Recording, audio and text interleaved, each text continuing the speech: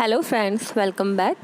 I am happy कि आप लोगों को चिंग लियो की तरह ही प्रिंसेस एजेंट भी पसंद आ रहा है और आज मैं एक्सप्लेन करने वाली हूँ इसका एपिसोड 5। लेकिन वीडियो को स्टार्ट करने से पहले मेरे चैनल को सब्सक्राइब कर लीजिए और इसकी पुरानी वीडियोस जरूर देख लीजिएगा। Let's start. जियाओ बस से कहती है कि जिंग ये कॉन्टेस्ट जीत चुकी है। अब मुझे पूरी उम्मीद है कि वो आज रात को हमारे भाई की मौत का बदला जरूर लेगी। तो जिस पर जियाओ कहती है कि शांत रहो, यहाँ चारों तरफ कई आंखें और कई कान हमारी तरफ लगे हुए हैं। अगर किसी ने हमारी बात सुन ली तो हम सब मारे जाएंगे। वहीं दूसरी ओर कमरे में जिंग यू की शेव करने के लिए चाकू उठाती है और उसके भी दिमाग में वही सब चल रहा होता है कि जिस तरह इसने मेरे भाई को मारा था, काश मैं इसे भी मार पाती, लेकिन वो उसे नहीं मारती। यूएन जैसे उसके दिमाग को पढ़ लेता है और कहता है कि तुम सोच क्या रहे हो, जैसे मैंने तुम्हारे भाई को मारा था तुम मुझे मार सकती हो, मैं तुम्हें एक चांस देता हूँ। जिंग एकदम से घबरा जाती है और कहती है कि मैं ऐसी हिम्मत कभी नहीं कर सकती, जिस पर यूएन कहता है कि ऐसा कुछ नहीं है जो तुम नहीं कर सकती हो। फिर वो उसे खिड़की के पास ले जाता है और बाहर देखने के लिए कहता है तो वो देखती है कि उसकी दोनों बहनें ग्रीन हिल्स कोर्टयार्ड में ही काम कर रही होती हैं। फिर यूएन जिंग से कहता है कि तुम्हारी दोनों बहनों को मैंने ग्रीन हिल्स में ही काम पर लगवा दिया है, अब तुम्हें उनकी चिंता करने की कोई ज़रूरत नहीं है। तो जिस पर जिंग उसे धन्यवाद देती है। फिर यूएन उससे कहता है कि आज से तुम खुद को जिंग नहीं बुलाओगी, मैं तुम्हें एक नया नाम देना चाहता हूँ। और वो कहता है आज से तुम्हारा नाम है जिंगेर। ये सुन के जिंग के चेहरे पर कोई स्माइल नहीं आती। तो यूएन उससे पूछता है कि क्या हुआ, क्या तुम्हें अपना नाम पसंद नहीं? तो जिंग कहती है नहीं, ऐसी कोई बात नहीं, मुझे पसंद है। जिस पर यूएन कहता है तो फिर मुस्कुराओ, ज़्यादा नहीं तो एक फेक स्माइल तो दे ही सकती हो। और वो उसके गालों को कस के पकड़ लेता है और उसे मुस्कुराने के लिए कहता है। ये देख के जिंग मुस्कुराने लगती है। फिर वो जिंग से कहता है कि अब सोने के लिए तैयार रहो। अब जिंग थोड़ा सोच में पड़ जाती है और वो सोचने लगती है कि मैंने ही इसके बेड चैम्बर में आना स्वीकार किया है, तो अब इसकी बात तो मुझे माननी पड़ेगी। और वो अपने कपड़े खोलने लगती है, लेकिन तभी पीछे से यूएन की आवाज़ आती है। वो जिंग से एक बुक लाने के लिए कहता है तो जिंग बुक लेके उसके पास जाती है। यूएन बुक पढ़ने लगता है और जिंग को कल की तरह से घुटनों के बल बैठने के लिए पनिशमेंट देता है, जिससे कि जिंग अपने घुटनों के बल बैठ जाती है और सर झुका लेती है। कुछ देर बाद जब वो बुक पढ़ चुका होता है तो जिंग को उठाता है और उससे कहता है कि कल तुम्हारी पनिशमेंट डबल हो जाएगी और अब मेरे लिए कुछ खाने के लिए लेकर आओ। फिर जिंग उसके लिए कुछ खाने का अरेंजमेंट करती है। जिंग सिर्फ उस अकेले के लिए खाना सर्व करती है तो वो कहता है कि मुझे कोई फ़र्क नहीं पड़ता मैं अकेला खाना खाऊं या मेरे साथ कोई खाए, लेकिन मुझे मेरी टेबल पर बर्तनों का पूरा सेट ही पसंद है, आगे से ध्यान रखना। वहीं दूसरी ओर जिंग की बहनें और बाकी मेट्स आपस में बातें कर रही होती हैं कि जिंग और यूएन की जोड़ी कितनी अच्छी है ना।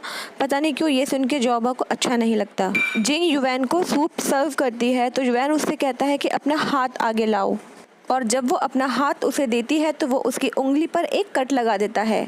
थोड़ी देर बाद जिंग सो जाती है और यूएन उसे देख रहा होता है। फिर वो उसके पास आकर बिस्तर पर बैठ जाता है। कुछ देर वो उसे ऐसे ही देखता रहता है और फिर वो उसे ब्लैंकेट उड़ा देता है। यूएन के रूम में जो पैरट होता है वो जोर जोर से चिल्लाने लगता है, बस करो बस करो। पैरट की आवाज़ सुन के जिंजू को बहुत गुस्सा आता है, क्योंकि वो उसकी बातों का गलत मतलब निकाल लेती है कि पता नहीं जिंग और यूएन के बीच में क्या हो रहा होगा। जिंग के सोने के बाद यूएन अपने हिडन रूम में जाता है और एक पेपर को पढ़ने लगता है। तभी वहाँ उसका हेड सर्वेंट यूकी आता है। यूकी उससे पूछता है कि आप अभी तक आइज ऑफ गॉड को दोहरा रहे हैं? तो यूएन आइज ऑफ गॉड को पढ़ते हुए कहता है कि लॉर्ड ने मुझसे कहा है कि मुझे उसका ध्यान रखना होगा। वो बहुत ही जिद्दी है और अनकंट्रोल्ड है, वो खुद को भी नुकसान पहुंचा सकती है, इसलिए मुझे खुद को तैयार रखना होगा। अब यहाँ किसकी बात हो रही है ये रिवील नहीं किया जाता है, लेकिन मुझे ऐसा लगता है कि यहाँ जिंग की ही बात हो रही है। फिर यूएन अपने रूम में जाता है और एक बॉक्स को लेता है और उसे खोलता है। उस बॉक्स में एक बर्ड जैसा टॉय होता है, जिसको देख के यूएन कुछ सोचने लगता है और कुछ लिखने लगता है। यहाँ वो इमोशनल हो जाता है और ऐसा लगता है जैसे वो किसी को याद कर रहा है और उसकी याद में कुछ लिख रहा है। कुछ समय बाद जब जिंग नींद से जागती है और अपनी आंखें खोलती है तो वो यूएन को अपने पास लेटा हुआ देखती है। उसे देख के वो शॉक हो जाती है और चिल्लाने लगती है और तकिए से अपना मुंह ढक लेती है। जिंजू यूएन के लिए सूप लेकर आती है और जिंग के बारे में सोचती है कि जब तुम मरोगी तब मैं देखूंगी कि तुम कैसे चिल्लाती हो। दूसरी ओर यूएन जिंग से कहता है कि तुमने खुद मेरे बेड चैम्बर में आना मंजूर किया है और अब तुम्हें मुझसे शर्म आ रही है। ये कह के वो जिंग की तरफ अपना हाथ बढ़ाता है और जिंग उसका हाथ रोक लेती है।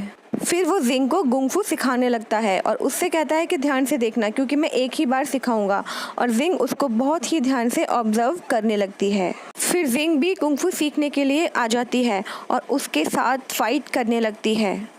फिर युवैन जिंग को गुंगफू सिखाने लगता है। सिखाते सिखाते युवैन जिंग को अपनी गोद में ले लेता है और उसका पैर पकड़ लेता है और एक प्यारा सा रोमांटिक सीन बन जाता है। फिर वो जिंग को नीचे उतारता है और उससे कहता है कि तुम्हें अभी बहुत प्रैक्टिस करने की ज़रूरत है, और उसकी गर्दन में अपना हाथ डाल के उसे बिठा लेता है। तभी वहाँ जिंजू उन दोनों के लिए सूप लेकर आती है, तो वो देखती है कि जिंग युवैन की गोद में बैठी हुई है और युवैन उसको अपने हाथ से सूप पिलाने लगता है। ये देख के जिंजू के तन बदन में आग लग जाती है। जिंजू के जाते ही जिंग युवैन की गोद से उठ जाती है, तो युवैन उससे कहता है कि जा कहाँ रही हो, तुम्हें ये बेडशीट साफ़ करनी है। वहीं जिंजू जो जिंग से चिड़ी हुई बैठी थी, वो अपनी फ्रेंड से कहती है कि मैंने ऐसा पहली बार देखा है कि किसी मेड को कॉपर बेल बाद में मिली हो और वो बेड चैम्बर में पहले पहुंच गई हो। इसमें और एक वेश्या में कोई अंतर नहीं है। तो जिस पर उसकी फ्रेंड भी आग लगाते हुए कहती है कि नहीं, अंतर तो है, वो रात में एक वेश्या है और दिन में एक कॉपर बेल मेड है। अपनी बहन के बारे में ऐसी बातें सुन के जियाओकी और जियाओबा को बहुत गुस्सा आता है और जियाओबा कहती है कि इनको जो बोलना है बोलने दो, लेकिन जब हमारी बहन किसी बेटे या बेटी को जन्म देगी और उसकी औकात इनसे बहुत ऊपर हो जाएगी तब हम देखेंगे। ये सुन के जिंजू उनके पास आती है और कहती है कि तुम दिन में सपने देख रही हो, और उन पर हाथ उठाने ही वाली होती है कि जिंग अपनी बहनों को बचाने के लिए बीच में आ जाती है। वो जिंजू का हाथ कस के पकड़ लेती है और उससे कहती है कि सिस्टर जिंजू, मॉर्निंग में आप जो सूप लेकर आई थी वो बिल्कुल भी फ्रेश नहीं था। मास्टर को ये बात बिल्कुल पसंद नहीं आई। तो जिस पर जिंजू कहती है कि तुम मास्टर का नाम लेके मुझे डराने की कोशिश मत करो। अगर वो तुम्हें इतना ही पसंद करते तो तुम्हें खुद बेडशीट धोने के लिए नहीं कहते। अगले सीन में प्रिंसेस शोनायर यैन की तरह ड्रेसअप करके और उसकी तरह हेयर स्टाइल बना के आती हैं, जिसको देख के सब चौंक जाते हैं और कहते हैं कि ये तुमने आज कैसे कपड़े पहने हैं। तो जिस पर प्रिंसेस कहती है कि देखो मैं बिल्कुल यैन जैसी लग रही हूँ ना। फिर वो सबको ब्लाइंड पिच पॉट खेलने के लिए कहती हैं और सबकी आंखों पर पट्टी बांध देती हैं। वो यैन की आंखों पर भी पट्टी बांध देती हैं, लेकिन यैन पट्टी बंधवाते ही सोने की एक्टिंग करने लगता है। फिर वो यैन को जगाने के लिए और परेशान करने के लिए पत्तियां तोड़कर लाती हैं और उसे गुदगुदी करने लगती हैं। तो नींद में ही यैन कहने लगता है कि जंगली बिल्ली, तुम बहुत शरारती हो, मुझे परेशान मत करो और सोने दो। यहाँ वो शायद जिंग की बात कर रहा था। उसके मुंह से जंगली बिल्ली सुन के प्रिंसेस शोनायर चौंक जाती है और पूछने लगती है कि तुम किसी जंगली बिल्ली की बात कर रहे थे। तो युवैन बात को छुपाते हुए कहता है कि हाँ, मैं सच में बिल्लियों की ही बात कर रहा था। और उसके जाने के बाद प्रिंसेस शोनायर सोचती है कि मुझे ऐसा क्यों लगता है कि तुम किसी बिल्ली की नहीं बल्कि किसी और की ही बात कर रहे थे। वहाँ से उठ के यैन उस जगह पर पहुँच जाता है जहाँ पर कि जिंग बैठकर बेडशीट धो रही थी और उससे कहता है कि मैं यहाँ मौजूद हूँ, क्या तुम्हें उठकर मेरा वेलकम नहीं करना चाहिए। तुम्हें अभी अभी कुछ टाइम ही हुआ है युवैन की बेड चैम्बर बने हुए और तुम्हें इतना घमंड भी आ गया। वैसे मैंने सुना है कि युवैन ने तुम्हें एक नया नाम दिया है, जिंगैर। ये सुन के जिंग नाराज हो जाती है, तो यैन उससे कहता है कि इतनी नाराज क्यों होती हो, क्या युवैन ने कल तुम्हारी खुशी का ध्यान नहीं रखा। ये सुन के जिंग उसकी तरफ पानी फेंकती है और कहती है ध्यान रखना कहीं तुम गीले ना हो जाओ।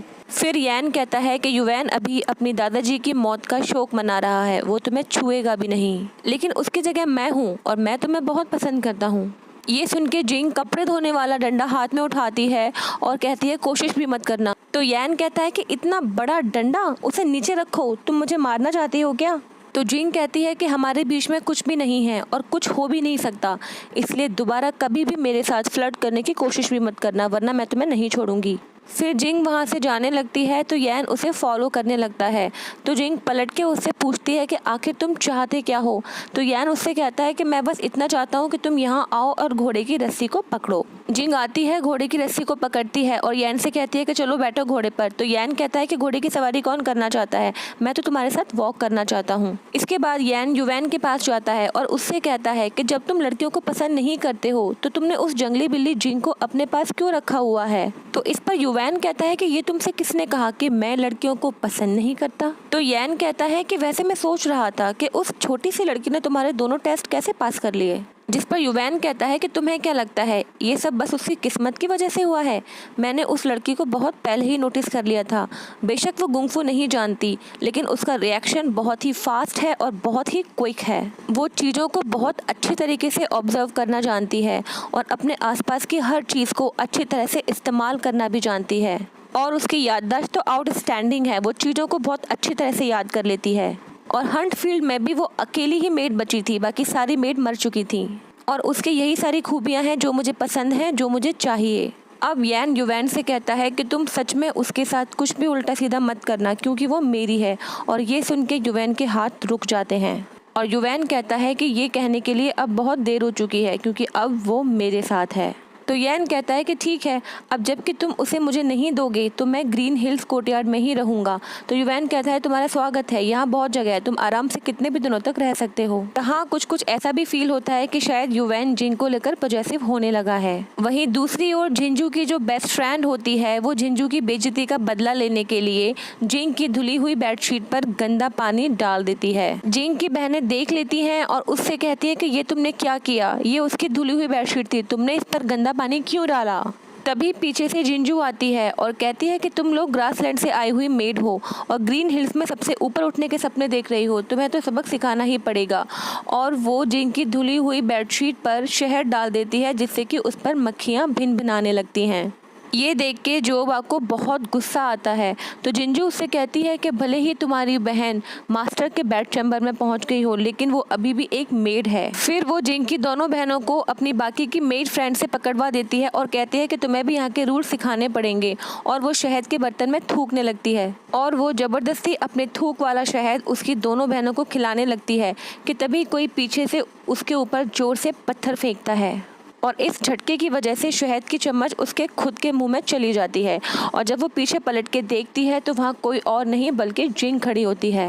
वो गुस्से में जिंग से कहती है कि तुम्हारी इतनी हिम्मत कि तुमने मुझे मारा। लेकिन जिंग उसकी बात पर कोई ध्यान नहीं देती। वो अपनी बहनों के पास जाती है और उनसे पूछती है क्या तुम ठीक हो। तो जिंजू कहती है कि तुम्हारी ये दोनों बहनें यहाँ के रूल्स नहीं जानती, इसलिए मैं मास्टर के बिहाफ पर इन दोनों को सजा दे रही थी। तो इस पर जिंग कहती है कि क्या मास्टर ने तुम्हें ये जिम्मेदारी दी है, क्या उन्होंने तुम्हें आदेश दिया है कि तुम इन दोनों को सजा दो। तुम भले ही एक सिल्वर बैल हो, लेकिन ये मत भूलो कि तुम भी यहाँ बाकी मेड्स की तरह युवैन की मेड ही हो। यहाँ की प्रिंसेस बनने की कोशिश मत करो। ये सुन के जिंजू को गुस्सा आता है और वो बाकी की मेड्स को ऑर्डर देती है कि खड़ी खड़ी क्या देख रही हो, आओ और उससे फाइट करो। सारी की सारी मेड जिंग पर टूट पड़ती हैं, लेकिन जिंग एक एक करके सबको मजा चखा देती है और सबको धरती पर गिरा देती है। ये देख के जिंजू को हैरानी भी होती है और गुस्सा भी आता है और अब वो खुद जिंग से बदला लेने के लिए मैदान में आ जाती है और उसके साथ फाइट करने लगती है। लेकिन जिंग उसे भी अच्छी तरह सबक सिखाती है और जमीन पर गिरा देती है। जिंजू गुस्से में उठती है और अचानक से जिंग पर वार कर देती है, लेकिन युवैन बीच में आ जाता है और जिंग को बचा लेता है। जिंग युवैन को बताती है कि पहले फाइट जिंजू ने ही स्टार्ट की थी, जिस पर जिंजू कहती है कि मेरी कोई गलती नहीं है, मैं तो सिर्फ इसकी बहनों को यहाँ के नियम सिखा रही थी। युवैन जिंजू को कुछ नहीं कहता और जिंग से कहता है कि तुम्हें पनिशमेंट मिलेगी और उसे अपने साथ पीछे आने के लिए कहता है।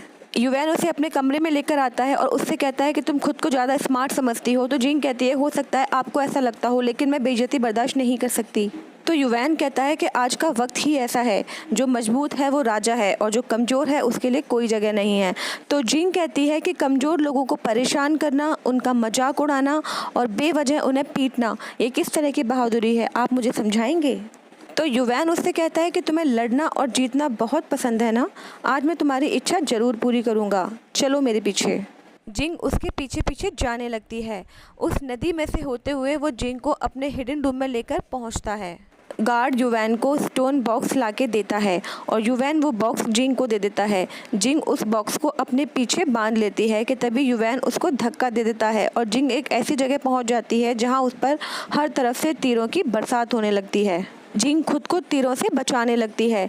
कभी कभी वो इस कोशिश में नीचे भी गिर जाती है। फिर वो उस स्टोन बॉक्स में से पत्थर निकालती है और तीरों पर निशाना लगाने लगती है। बहुत देर तक वो सारी कोशिश करती है और खुद को बचा लेती है। इसके बाद वो युवैन के पास जाती है और उससे कहती है कि क्या अब मेरी सज़ा ख़त्म हो गई है।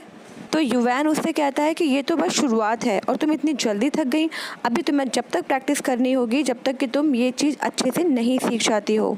वरना तुम्हारी दोनों बहनें ग्रीन हिल्स से जिंदा वापस नहीं जाएंगी। युवैन वहाँ से चला जाता है और उसका गार्ड जिंग को समझाता है कि जब तक तुम स्टोन को फेंकना ठीक तरह से नहीं सीख जाती तब तक तुम यहाँ प्रैक्टिस करती रहो, और वो जिंग को वहाँ छोड़कर चला जाता है।